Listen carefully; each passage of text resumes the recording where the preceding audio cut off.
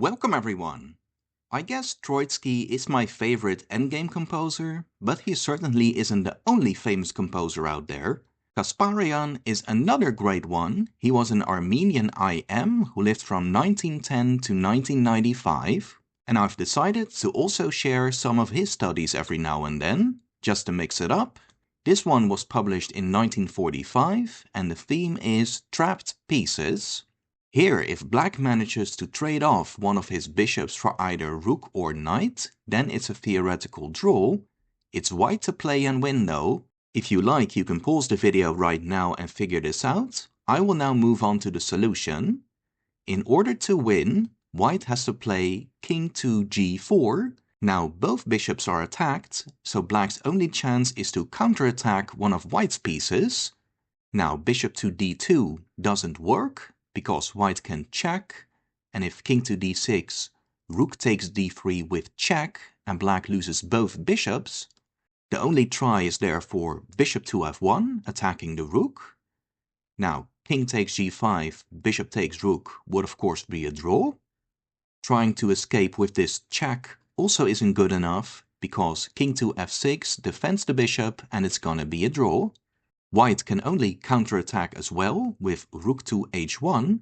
Going bishop to g2 doesn't work out. After rook to h2, black has to go for another counterattack. But after bishop to d2, white has knight to b3, and black will lose a bishop either way.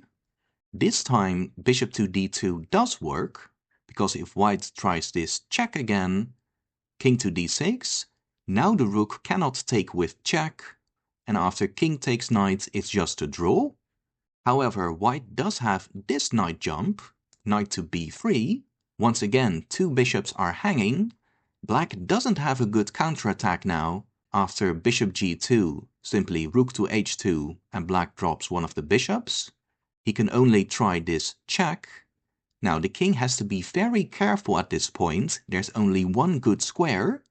If, for example, king to f5, then there's bishop d3 check, and if the king doesn't return to g4 but heads to e5, then check again, and basically after wherever the king goes, bishop to b4, black can save both his bishops and white cannot win anymore.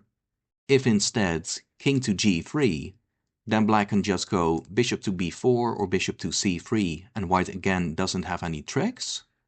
And if lastly king to h4, then black has a number of moves that draw, for example bishop to c3, and there are no skewers or checks or pins, and it's gonna be a draw. White's only move is king to h3. Now black doesn't have any checks. If he again tries bishop to b4, then knight to d4 wins, because white either wins the bishop on e2 or a fork on c6 wins the other bishop. But the dark square bishop does need to guard the e1 square, because if, for example, bishop to g5, then rook to e1 pins and wins. So black's most logical move is bishop to c3, escaping the knight and still guarding e1, but sadly for black, white now has rook to c1, again white's only winning move. Now the bishop is forced to b4 anyway. Now as before, white goes knight to d4 again, threatening with the fork on c6 and knight takes e2. Black doesn't have a sensible check, he can only counterattack again. Bishop to a3 doesn't work out because of rook to a1. Now white always has a check available. In case of bishop to b2, rook a7 check, and knight takes e2 is next. So bishop to d2, attacking the rook, but now time is really running out. Rook to c2 attacks both bishops. Black doesn't have a good counterattack, and if he goes for the only sensible check, then the king returns to g4. Now the king covers both f4 and g5 as potential escape squares. The bishop needs to run away.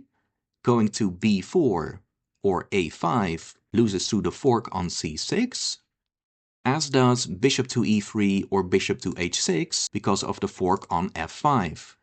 The only retreat left is therefore bishop to e1, but then rook to c1 wins the game, both pieces are attacked, there are no sensible checks, and escaping with a counterattack also isn't enough because of simply knight f5 check, and black drops a piece and loses the game.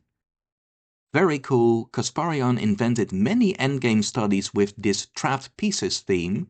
They are also a lot of fun to solve, and as you can see, you can also practice some basic tactics in the meantime. For sure I'll feature more Kasparyan studies in the coming weeks, probably also other composers by the way. So be on the lookout for those. Please like and subscribe if you enjoyed the video, it would really help me out. See you guys again soon, and take care.